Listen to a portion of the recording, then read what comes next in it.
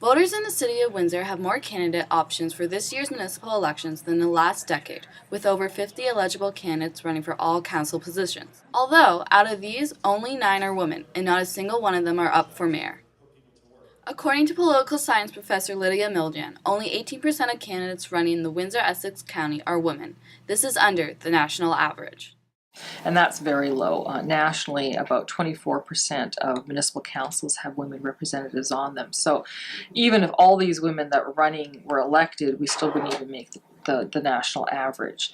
The United Nations indicates that for women's voices to be heard on councils or on any elected body, we need about a 30% threshold. So we are very much underneath that minimum threshold to get women's issues out there. So it's a tough question about why women aren't running, but it certainly is problematic.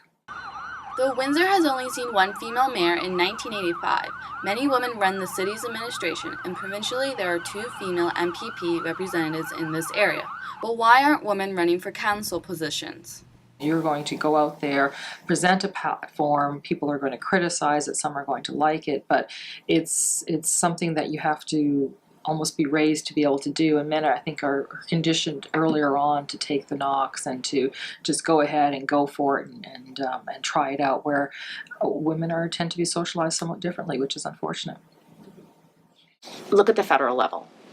Linda Stronach is a perfect example. Constant conversations about who she's dating and what she's wearing and what she looks like. You don't see those same conversations about men. Most women don't want to subject themselves to that. It's awful. Who wants to really go through that? Who wants to have their life looked at like that simply because they're a woman? That makes us cautious, because who wants to do that? Who wants to go through that? I don't.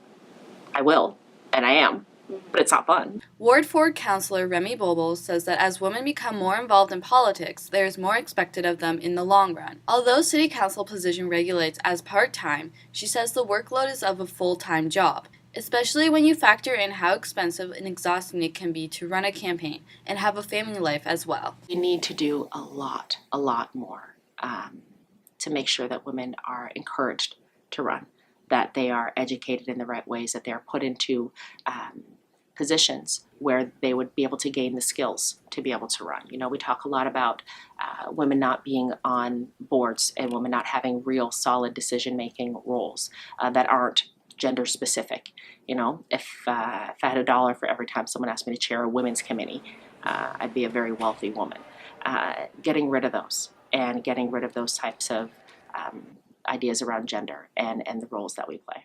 In Windsor, women make up 53% of the population, but the current council does not represent the same number, with having only 1 female on the board. Other people's views is part of the debate, and so if everyone's the same on council, you don't have that much of a debate. Having women at least introduces another dynamic into those discussions. Somebody said the other night, you know, what do I want for Windsor? I want the people that we elect to look like the electorate.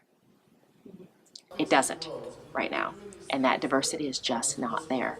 So let's get out there. Let's do it. I'm Megan Inderi, reporting for the 30 News.